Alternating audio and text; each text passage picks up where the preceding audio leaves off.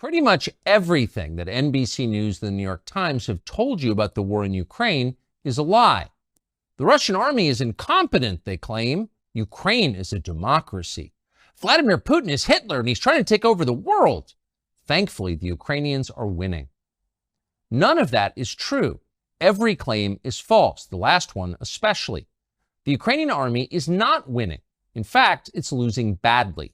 Ukraine is being destroyed. Its population is being slaughtered in lopsided battles with a technologically superior enemy, or scattered by the millions to the rest of the globe as refugees. Ukraine is running out of soldiers. As that happens, the question will inevitably arise, who's going to replace them? If the Ukrainians can't beat Putin, who will? The answer, of course, will be us. American troops will fight the Russian army in Eastern Europe. That's most likely. And the assumption is we'll win. But will we win? Probably not, says former Army Colonel Douglas MacGregor, a decorated combat veteran who advised the Secretary of Defense in the last administration. The U.S., says MacGregor, is on the brink of a catastrophic war that could very easily destroy us. Few Americans seem to understand that, but they should. Doug MacGregor is now the CEO of Our Country, Our Choice, and we sat down with him recently. This conversation is worth hearing. Doug MacGregor, thanks for joining us. How would you assess and describe the state of the war in Ukraine right now? That's an important question, and not enough people have good answers at this point. I think all of the lies that have been told for more than a year and a half about the Ukrainians are winning, the Ukrainian cause is just, the Russians are evil, the Russians are incompetent, all of that is collapsing. And it's collapsing because what's happening on the battlefield is horrific. Ukrainians now, we think, have lost 400,000 men killed in battle. We were talking about 350,000 a few months ago. Within the last month of this supposed counteroffensive, which was to sweep the battlefield, they lost at least 40,000 killed. We don't even know how many people have been wounded, but we know that probably upwards of 40 to 50,000 soldiers are amputees. We know the hospitals are full. And we know that Ukrainian units at the platoon and company level, that's with anywhere from 50 to 150 to 200 men, are in piecemeal fashion surrendering to the Russians. Not because they don't want to fight, it's because they can't fight anymore. They have so many wounded, they can't evacuate them. And commanders are saying, well, if I can't evacuate my wounded, I'm going to surrender because otherwise the wounded will die. And so they call the Russians, and they all speak Russian, and tell them on the radio, look, I've got 50, 60 wounded here. I'm going to surrender because I don't want them to be killed. And the Russians from the very beginning have always treated the Ukrainian soldiers very fairly and very gently. And so they know they're not going to be abused or mistreated. They know they can actually be exchanged for Russian prisoners in the future. So they've surrendered. And I think we're going to see this army that we've been spending so heavily on increasingly melt away. And at the same time, as we're talking, if you look at this long banana-shaped strip of territory in southern Ukraine that the Russians control, if you go to the northeastern corner of that, south of this city called Kharkiv, there are major offensive operations taking place there right now. And the Ukrainian forces are being swept away in front of the Russians. And again, all of this happens in a way that is just not reported in the West. And in the meantime, rather than admit that this is a terrible tragedy that should be ended on humanitarian grounds, if no other, that the killing should stop, as President Trump said, stop the killing, we're going to continue. And this puts the Russians in the unhappy position of marching further west, because from the very beginning, Putin and his advisors were never interested in a war with NATO or the United States. That's why you've had such incrementalism, this slow grind of movement forward, defensive operations for a long period to build up the force, and then continued offensive operations. They have over 300,000 combat troops in reserve in Russia. And I think they're sitting there and not being released to fight because President Putin anticipates the possibility that we will intervene in Western Ukraine. And if we intervene in Western Ukraine, the Russians will be ready for that. And the consequences for us and for NATO will be devastating because we are not ready to fight the Russians. Why? Oh, I think the readiness has been on the decline for a long time. You've had an almost steady, uninterrupted decline in the discipline that makes soldiers fight. Discipline is a tough thing. We don't always understand it. Discipline is really a form of habit, and you build those habits over time through repetition, but you also build it under stress, under pressure, so that it sinks in. And then you build cohesion within the framework of those units. You don't build cohesion when you're dividing the force on racial grounds, when you're pushing people who are clearly unqualified up the ranks to command, when you're rewarding people for anything other than demonstrated character, competence, and intelligence. All of those things are demoralizing, destructive to military establishments. The Army and the Marines are suffering with it. So is the Air Force and the Navy. And there's no easy fix. And these cracks that are just cracks at the moment will become giant fissures if you go to war. So you spent the bulk of your adult life as an Army officer, went to West Point, commanded troops in battle. You're a combat veteran, decorated. But you entered the Army right at the tail end of Vietnam. That's right. When it was famously at its nadir. Yes. How would you compare the readiness of the current U.S. Armed Forces to, say, 1975 at the end of Vietnam? I think that in terms of morale and discipline, we are close to where we were in the late 70s. We have a lot of people that are confused about what needs to be done. We've lost a sense of what's right. In other words, you don't have people that have served long enough in formations to know what right looks like, so that you can see a battle group, whether it's a battalion size or brigade or larger, and you know what makes things work. You know what it takes to fight in battle. We don't have very many people like that because since 2001, most of the fighting has been on a very small scale against a fleeting enemy.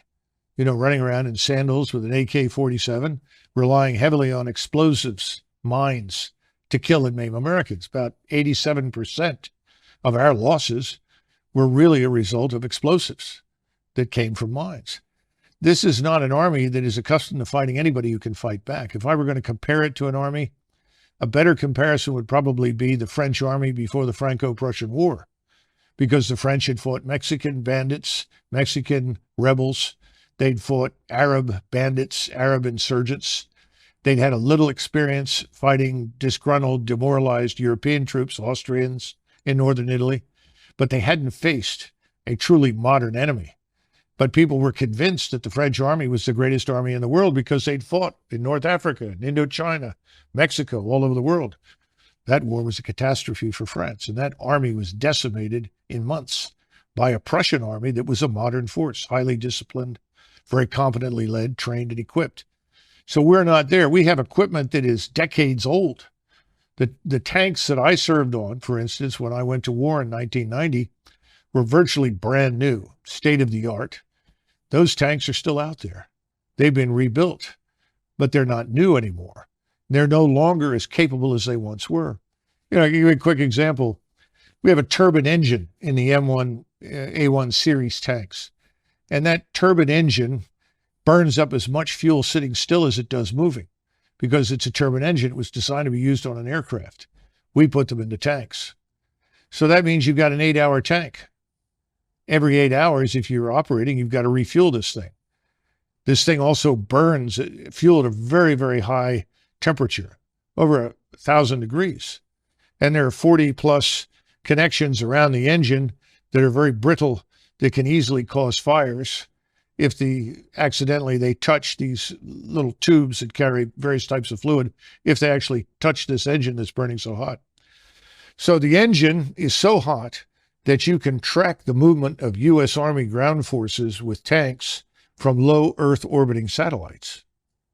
So if you think you're going to hide or conceal yourself or outpace somebody, you're just a glowing target from space. To this must be added the ridiculousness of not having replaced that engine with a reliable, state-of-the-art diesel-electric engine, which is much cooler, which can go for 24 hours or more without a refuel.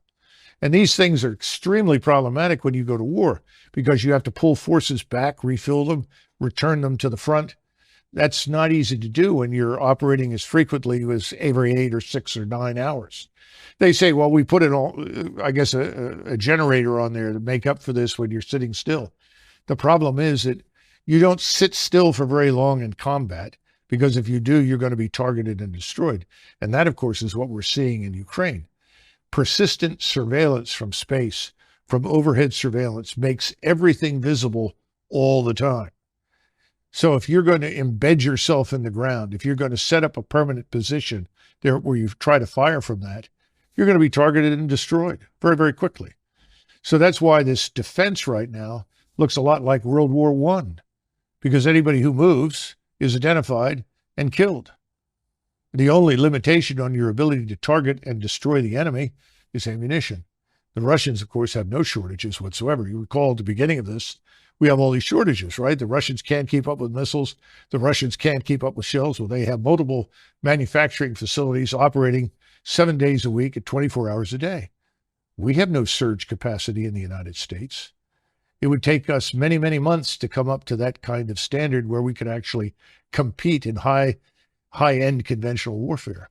And that's why people like me and others worry that if we get into a confrontation, that we cannot win, because the world has changed, warfare has changed, integrated air defenses will knock virtually everything that flies out of the sky, that we will then fall back on a nuclear deterrent, a tactical nuclear weapon that says, if you keep advancing, we'll have to use a nuclear weapon. We don't want to go there, because the notion that there are so-called tactical nukes, you've heard that expression? Yes. Oh, that's just a little nuke, so that won't precipitate a major war. The use of any nuclear weapon is going to precipitate escalation very rapidly, because your opponents will assume that if they don't use their nuclear weapons, they're going to lose them. So we're living in a terrible dilemma right now. The smartest thing that we can do is end this war. What is Russia's objective, do you believe? Assuming the objectives change over the course of a war. Of course. Right? Well, the original objective, obviously, was very different. I mean, if they'd made peace with the Russians back in, let's say, March or April, I think the Russians would have retained very little territory, probably only Luhansk and Donetsk, the two so-called breakaway provinces. And I think there would have been guarantees of neutrality for Ukraine and guarantees of equal rights before the law for Russians. And that's what people don't understand. Most of this has to do with abuse meted out to Russians in Ukraine by the Ukrainian government. And this, of course, is this radical nationalist government that came to power in Kiev in 2014. And they almost immediately, as soon as that government came into power, they started launching a war against the so-called breakaway provinces. And Putin kept trying and trying and trying. The Minsk Accords were another good example, trying to get to a solution that would not involve confrontation. Now we know, of course, thanks to Angela Merkel, the German chancellor, that the Minsk Accords were just a ruse, a way to kill time and give the Ukrainians more time to build up their forces. To build up their forces for what? And it's pretty clear they were building up for an offensive against Russia. And of course, the next step was that we bring in our missiles and station them in eastern Ukraine, which puts them in a couple of minutes away from all of Russia's cities and all of Russia's nuclear deterrent. So this was unacceptable. So that original deal is gone now. And the question is, what will the Russians accept? Well, I think they're going to demand that whatever remains of Ukraine, rump Ukraine is what most people are calling it now, most of what's probably west of the Dnieper River, has to be neutral. It can't be part of NATO. The Russians will never tolerate NATO forces on Ukrainian soil, because we've demonstrated conclusively that we are fundamentally hostile to Russia. So that's the minimal requirement.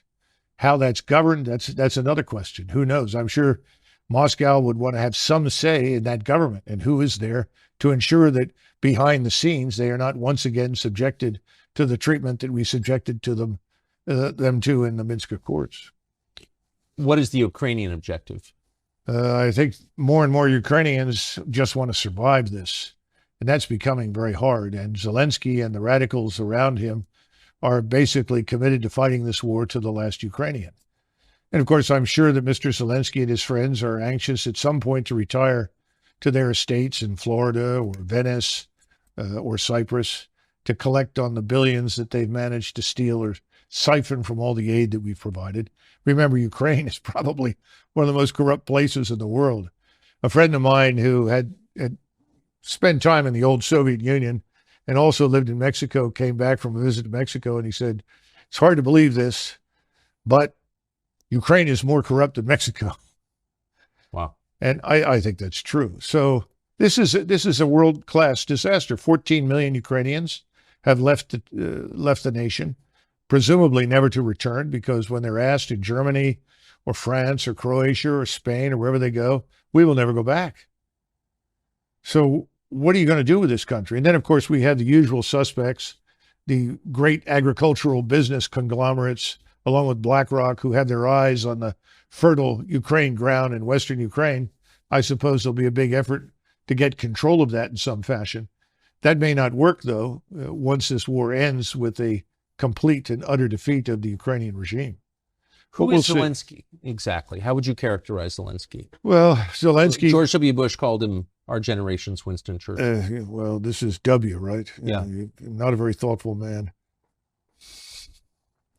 He was a comedian who made a living acting on stage, frequently pretending to be a transvestite, doing things with various body parts that I won't go into.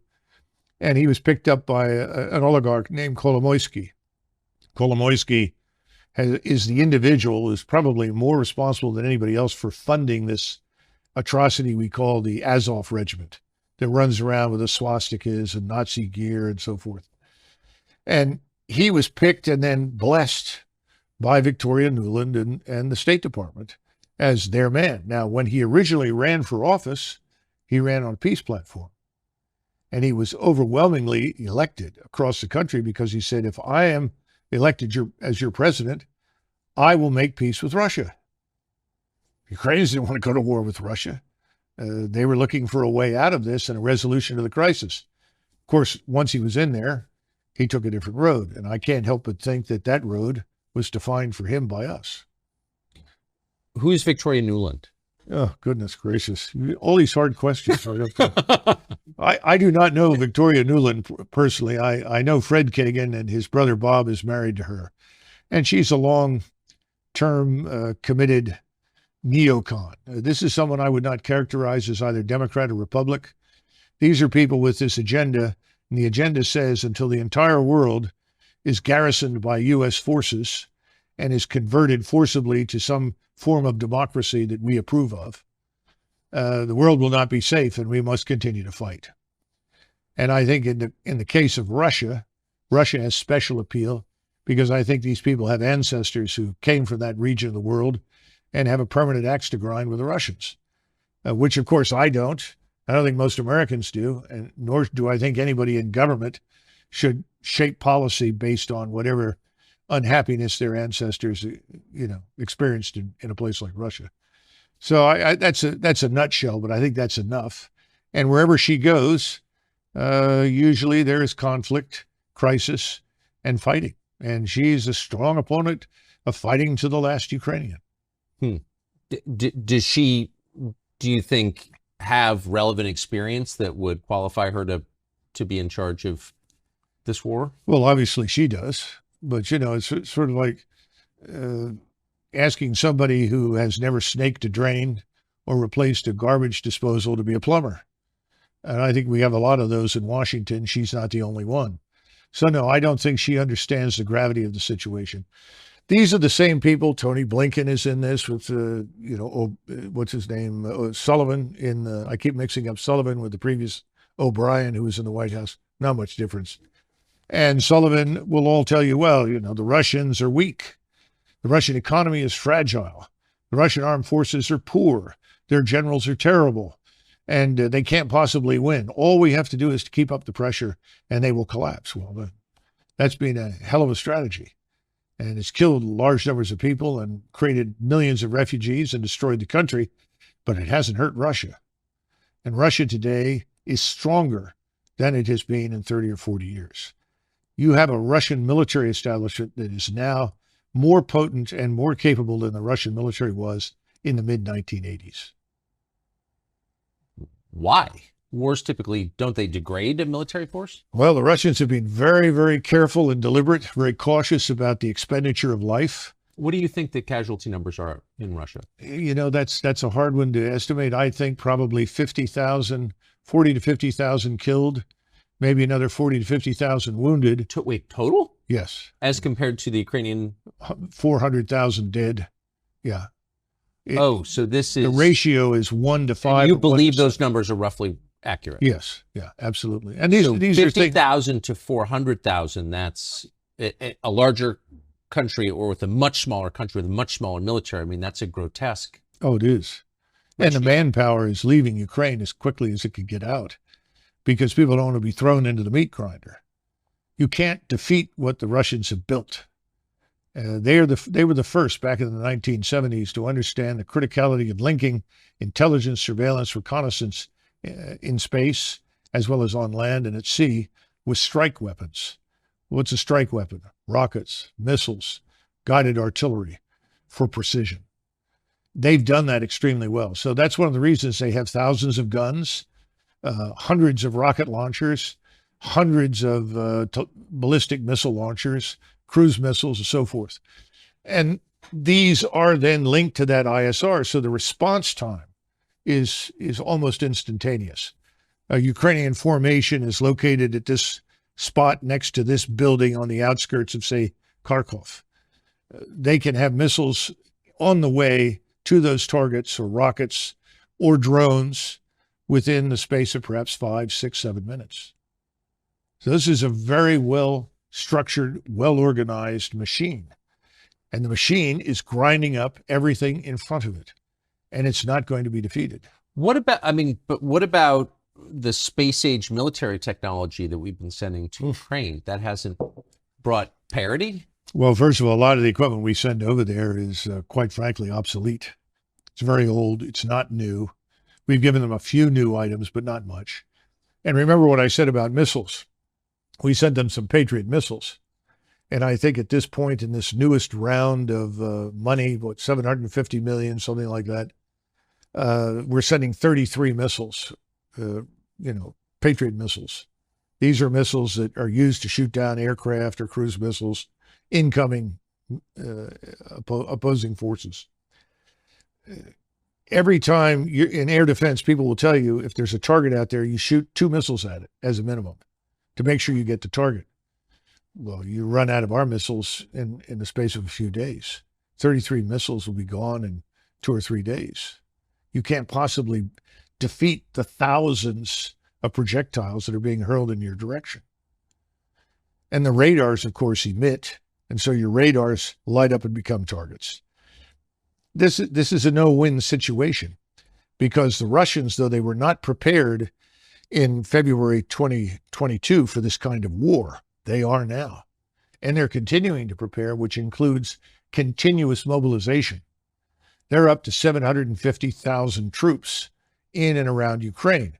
Most of them are on the outskirts, Belarus, Western Russia, down in southern Ukraine. That number is going to rise over the next year, I would expect, to 1.2 million. And people are reservists being called out of universities. People are being through the military now, working in universities to become engineers, architects, mathematicians, whatever. They're being pulled out, put in uniform, and readied. Because, again, our intransigence, our demonstrated hatred and hostility for Moscow and for Russia has convinced the Russian people, as well as the leadership in Moscow, that they are going to have to fight us and anyone who is allied with us. So they're preparing for that eventuality. That's why it's so important that we have to wake up, understand what we've done has backfired. Whatever we set out to achieve has failed. What we need to do now is stop this and come to a settlement that we may not like, but it needs to happen, and soon, before this thing is out of control. Eventually, you keep this up within the next 6, 8 months, you'll see hundreds of thousands of Russian troops on the Polish border. That is not what we set out to achieve. No, it's a terrifying disaster. And what cost do you think to the United States? The latest estimates since 2001 spending, including the spending in Ukraine, all the military spending designed to support these interventions, conflicts, wars, whatever you want to call them, about $14 trillion. Now, that $14 trillion is largely debt financed. So then you have to move from the $14 trillion to where we stand now in national sovereign debt, which of course I know the economic luminaries think is meaningless. But you have 130 million workers, and you look at those figures and suddenly you realize that every adult male or woman in the United States who works for a living has a debt hanging over them of roughly $240,000 in order to deal with what the 14 trillion have added to the national sovereign debt. And this is part of the issue, that people are walking away from this war for good reasons. Look, the average American earns about $31,000 a year. That's it. The average American pays about $16,600 a year. Now, the people in Congress, this doesn't affect them, or in the Hill or inside the Beltway. We're talking about the real Americans who live out there, who are scratching out a living. Keep in mind that a person who works all his life and then tries to draw on Social Security can expect a monthly payment of probably $1,400, if they're lucky, $1,400. We hand every alleged asylum seeker, illegal migrant pouring in through the border in Texas or wherever else, we hand them, when they get there, $2,200. And we put them on that $2,200 diet from there on out per month. Yet somebody who works all his life, retires and draws Social Security, gets $1,400. The Afghans who were hanging on to the planes in Kabul trying to come to the United States, when they arrived, they received $2,200 a month. Now, if you can make sense out of this, please try, because I don't think most Americans can make sense out of this at all. And that's one of the reasons people have said, not because they know anything about Ukraine. Most Americans don't. If they knew anything about the history of Eastern Europe, they would all say, get out. Because the wars and the blood and the hatred that have been characterized to that part of the world for hundreds of years is something we can't sort out. We can't fix it. We shouldn't try to arbitrate it. We don't know anything about it. We shouldn't be in this, is the bottom line. I think Americans have figured that out. But now they're beginning to look at the numbers and the figures, and they say, what happened to consent by the governed? Instead, we have contempt for the governed. Whatever the governed want, they don't get. Who gets it? Well, the donors get what they want. You know, somebody was joking the other day and said, you know, Doug, if the donors were cannibals, they'd feed the American people to them. That's the attitude in Washington, D.C. What's the donor want? Give me more money. It's a catastrophe. It's the destruction of our whole republic. And I don't think people realize how far gone things are. A lot of Americans sense it. And I think we're on the path to some sort of national come to Jesus moment, where we're tired of being the contemptibles. We want to have a say in what our government does, and we really don't have it. You mentioned the donors, and we just had a conversation with Vivek Ramaswamy running for president, Republican side. He's rich, and so he doesn't need big donors. But he has said publicly that he can't get money from any big-time Republican donor because his position on Ukraine is similar to yours. He doesn't buy the NBC News version of the Ukraine war. Why are donors on both sides so attached to a war that's clearly hurting the United States?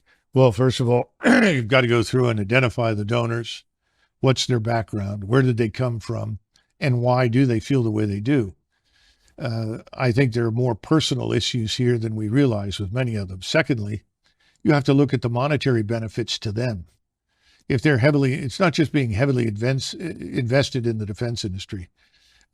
You've seen that report from the Oakland Institute, which talks about arable land in Ukraine, the breadbasket of Europe, some of the richest, most fertile soil anywhere in the world.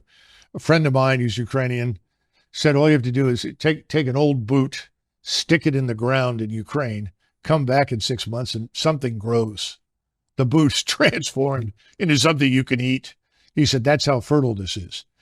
So there are people that are interested in getting control of it. Oligarchs. They call them oligarchs in Eastern Europe. I'm starting to think that we should talk about oligarchs in the West. Well, of course. Because they're also invested in this. They have an interest in it. So that's part of it. Then, of course, you have the advantages of people on the Hill. You have somebody like McConnell who says, we're so fortunate that we're doing so much damage to the Russians. This will set them back for 10 years. They've lost all this equipment. The Ukrainians have done a great job.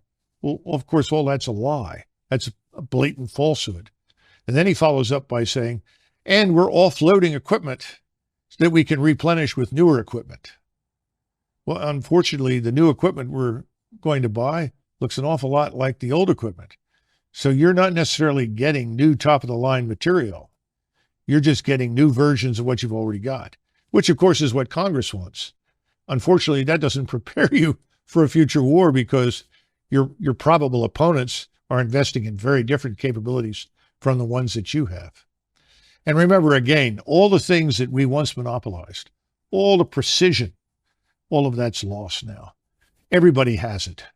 There's nothing that we can do that they cannot also do in Moscow, in Beijing, and probably in many other countries that we don't even know about yet.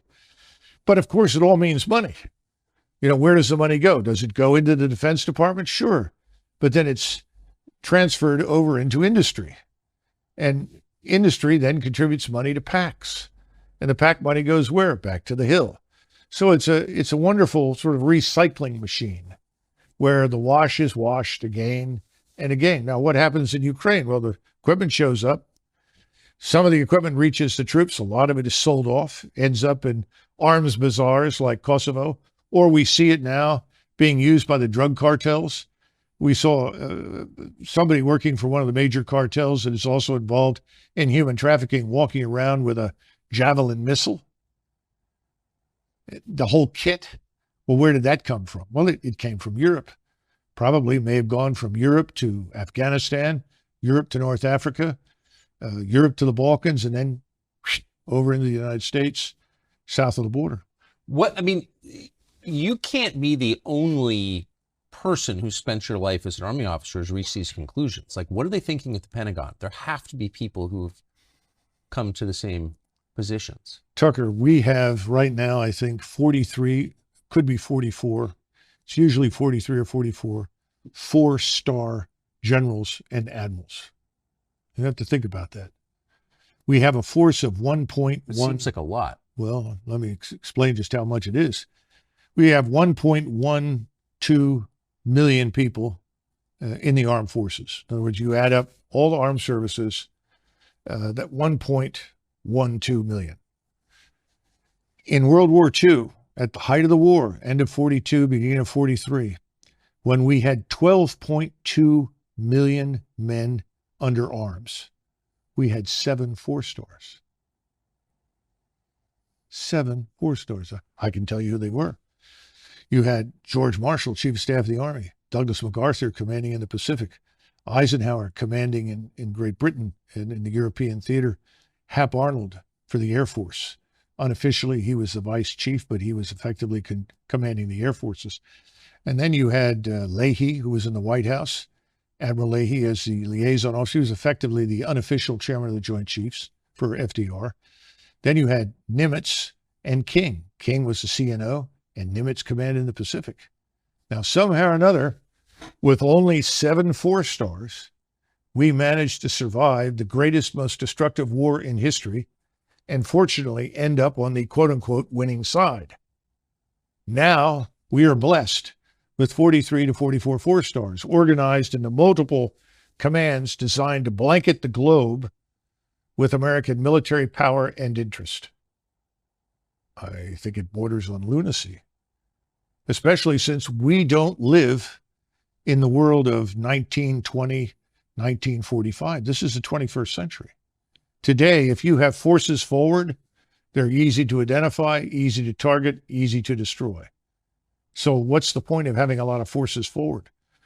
Well, we can always reinforce them. No, you can't. How do you get across these vast oceans, the Atlantic and the Pacific, when your opponents have submarine fleets? How many ships do they have to sink, supply ships, transports, before everybody says, that's it, we're not going?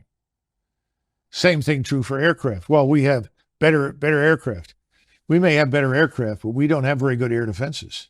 We've neglected air and missile defenses for years. In the Army, they always treated theater air and missile defense as sort of the redheaded stepchild, because we haven't fought anybody that compelled us to defend ourselves from missile and air attack. Well, those days are over. In other words, if you press this war with Russia in Central East Europe, it will reach us here in the United States. People aren't thinking about that. How many Americans do you think are assisting or fighting on the side of Ukraine right now? Well, I don't know, but I imagine it must be hundreds, because the President of the United States, as you know, has authorized combat pay for Americans in uniform in Ukraine. Now, didn't specifically say uniform, just said Americans serving in Ukraine. So I imagine large numbers are in other uniforms, not necessarily American. Some may be assisting contractors or working with them, but a substantial number. And again, thus far, the Russians have been very careful about not necessarily targeting them. And it would be a mistake to assume that the Russians don't know where they are. And the latest strikes that we've had over the last couple of months have been all the way out on the border with Romania, the border with Poland, the border with Moldova. Precision strikes, Kinshal missiles carrying 1,000-pound warheads. Great accuracy, very destructive. Why? The Russians are sending a message. If you think you're going to hide from us if you come in here, you're not going to do that. If you cross these borders, we will annihilate you. You'll never get to the Dnieper River. We won't permit it. And we need to come to terms with these realities, because we can't defeat it. And see, this is the sad part. Somebody will say to me, well, Doug, you don't sound very patriotic. I'm not patriotic. I put my life on the line for the country. I have no compunction about fighting or killing anybody if we need to do it. Don't get me wrong. We don't need to do this. That's the point. This is unnecessary. And if we do it, so I think a lot of Americans suspect that maybe our military force is weaker than we think it is. You're saying it's much weaker than we think it is. Think of it like an engine. You have a 500 horsepower engine in 1991, and a 500 horsepower engine goes from 500 to 400 to 300 to 200 down to 100. Now, you don't notice very much because you don't put the pedal to the metal. It's good enough to get to the grocery store. It's good enough to drive on 95 for 50 miles. But if you put your foot down the pedal, you're going to discover that this is a very weak engine. It's not performing very well. It doesn't have what it once had. In other words, we've gone down in the horsepower arena militarily. This is the warning. This is what people need to understand. People say, well, what about all the money we spent? That's a damn good question. You spend all this money, what are you getting for it? Where did the money go? Who's making the decisions? And you have separate services. Each service lives in its own world, has its own doctrine, its own bureaucracy, its own way of war. All this jointness is just, fugazi nonsense. And you got lots of generals, and every general has a reason to exist. And every general has 1,000 men in his headquarters, every 4-star. And every 4-star needs money for his projects. And this becomes a giant trough feeding frenzy for people on the Hill. And nobody ever bothers to stand up and say, why? What are we doing this for? I mean, just look what's happening in Africa. Niger decided they'd had enough of their French overlords. The French retained ownership of virtually 50% of everything of value in their colonies in Afrique du Nord. Now, that's French business. Whatever the French want to do, it's fine with me. But my point is, we're involved there because we built an airstrip in Niger, and we marched in there to defeat Islamists. The truth is, there weren't very many Islamists until we showed up. Now there are lots of Islamists. What's wrong with that picture? And now it turns out the whole population, in addition to hating the French, has decided they hate us. So we've had a coup in Niger that's now being backed by the Algerians, as well as the neighbors. And people are saying, well, We trained them. We gave them assistance, and they're turning on us. Oh, it must be the Wagner mercenaries. There aren't any Wagner mercenaries in the place. In other words, that we may have gone in there and blown it on our own, made mistakes of our own, backed the wrong horse, whatever you want to call it, doesn't occur to anybody. Well, it must be those Russians, or maybe those pesky Chinese. We have this unfortunate habit of seeing ourselves as always wearing the white hat, always doing everything right, and we miss the truth. And the truth is, soldiers, sailors, airmen, and Marines do what they're told. They'll go wherever you ask them to go. They'll put their lives on the line. But it doesn't always make sense. And sometimes it may be for profit, not for national interest, not for the interests of the American people. And that's the problem. And no one's been watching this thing. They see the flag, everybody salutes, everybody listens to the music, everyone's enthralled. But the old 500 horsepower engine is gone. We're down to 100 horsepower. And the 100 horsepower engine is trying to make it all over the world. It's not going very well. And we haven't even talked about our economy, obviously. Given all of the, I mean, what you're saying is horrifying. And some of it, with respect, does seem kind of obvious. Almost nobody in the Congress is saying what you are saying. Chris Christie never served in the Congress, but he was a governor. He's been on the national stage for quite a long time. He's running for president now. He recently went to Ukraine to meet with the world's highest paid actor who runs it. I think we have a clip. I believe that the overwhelming majority of the American people understand that we need to be with Ukraine on this fight. Do you maintain the current commitment? Do you expand it, or do you contract it? I increase it. My position on Ukraine, which is that we haven't done enough. And that while I think that President Biden has certainly done better than President Trump, and President Trump did better than President Obama on this, we still have more to go. We can spend this money now and have Ukrainian soldiers fight our war, or we can spend a lot more money and American blood later to fight in Taiwan. How do you respond to that? When we were in Vietnam, I was 16.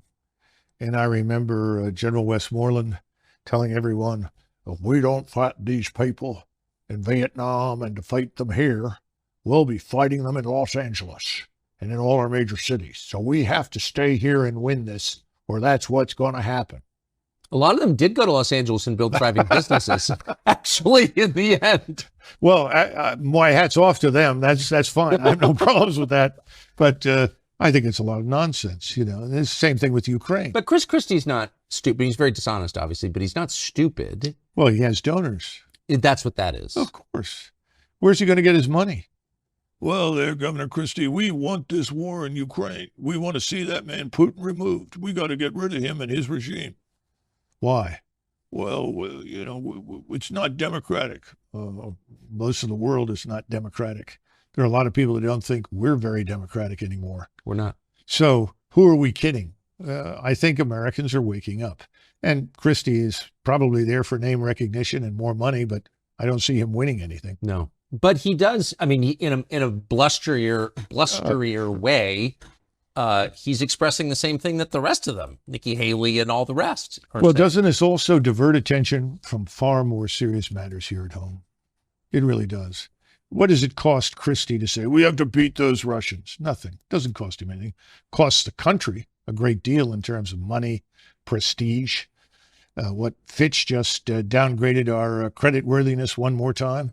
And people say, oh, it's not a problem. You know, the bond yields are on their way up and prices are on their way down. When is the Treasury bond fire sale going to happen?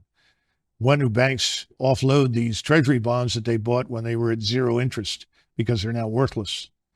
What's going to happen in China, in Japan, in Saudi Arabia, where they have lots of bonds? I mean, we're fragile. We're vulnerable. Nobody even mentions it because nobody wants to fess up and tell the truth. We've overreached. We're running on fumes. What about this economy? What are we building? What are we producing?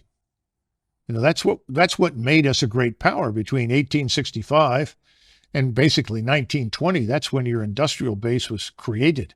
That's when you had people like Edison and Tesla, Rockefeller, all these people. They were tough and they were intelligent and they were effective. The only person I see out there now who's remotely like that is Musk.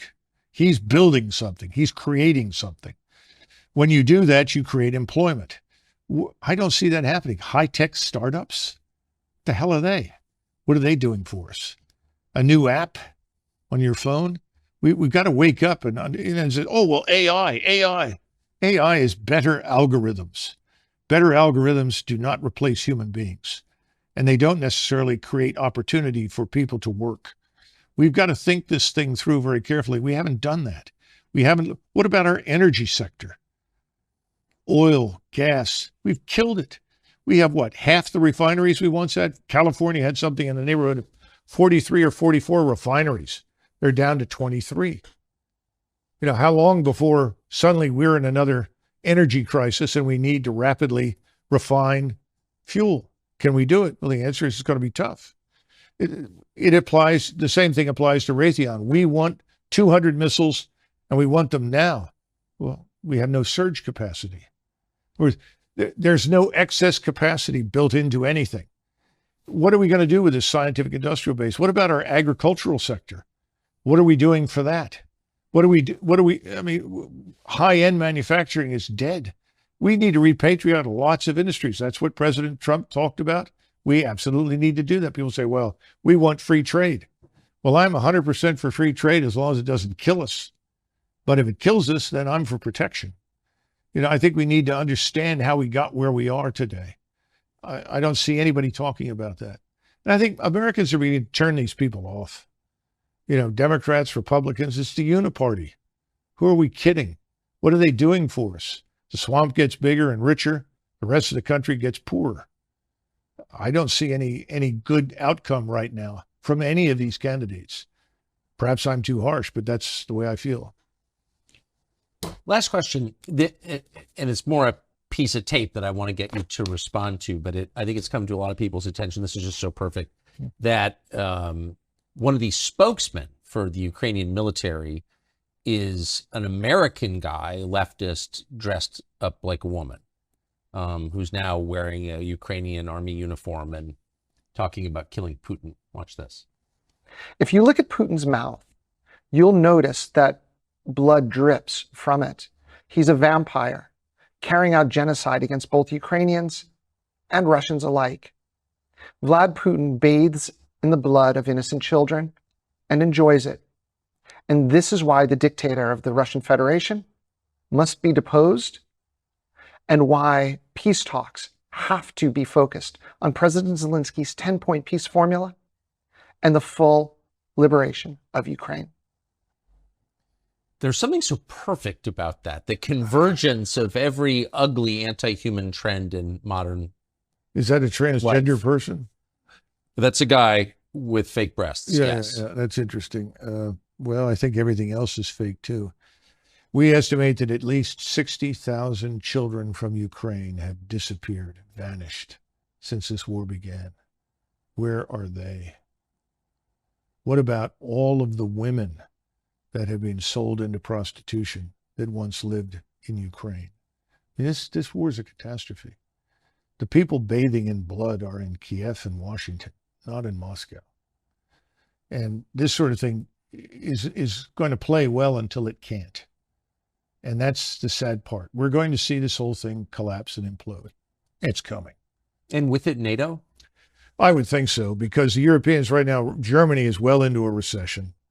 It has systematically deindustrialized itself by casting its lot with the anti-Russian crowd.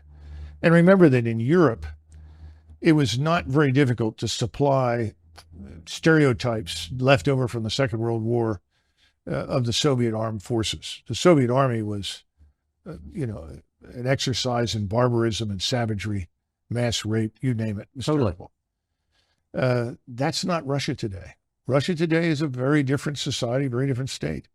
And that's been Putin's effort from day one. He's been interested in restoring Russia as an Orthodox Christian state with a true national identity and a strong national culture. That's probably another reason why so many people want to destroy Russia, because it's the last European state that has not been flooded with foreigners and turned into some sort of polyglot experiment, which is failing badly, by the way, because at some point, all of these unwanted people in Europe, and for that matter, here as well, I suspect, when things fall apart economically, it's going to get very hard on them. Because people are going to look around and they go through this, well, wait a minute, I'm an American. Who are you? What are you doing here? Why are you living that way? Why are you being subsidized? I'm a German. You know, you don't belong here. You need to go home. I'm getting $1,400 a month in retirement that I paid into my entire life, and you just show up from Congo and you're getting $2,200. Well, here's another one. The president announced yesterday on one of these tweets, somebody tweets for him, obviously, that the people that have lost everything in Hawaii, thousands of them lost everything, are going to receive a one-time payment of $700. Now, I haven't been to Hawaii in a long time. I'm not even sure I've ever been there, but I know that $700 isn't going to take care of a family for very long. No. But in the meantime, hundreds of millions, billions of dollars continue to flow into this black hole called Ukraine, which I think is an exercise in fraud, deceit, and criminality, to be blunt. So when's it going to stop? When are we going to take care of Hawaii? Let's go back to Ohio, where we had the derailment and the chemical spill. 4,000 human beings living in this area. The water is still not fit to drink, as I understand it. We wouldn't even invest the money to move those people to a safer area, even if it meant temporary housing or permanent housing, until this thing was cleaned up. What have we done? This is the problem. It is America last on every level. The last people who are consulted, the last people who are benefiting from anything that goes on in Washington are Americans. This cannot go on. It's got to end. And I think it will end. But unfortunately, it's like everything else. We're going to have to be pushed over the cliff into the abyss. I think that's where we're headed. Well, on that cheerful note, Retired Colonel Douglas MacGregor, thank you. Sure was great. You often hear people say the news is full of lies.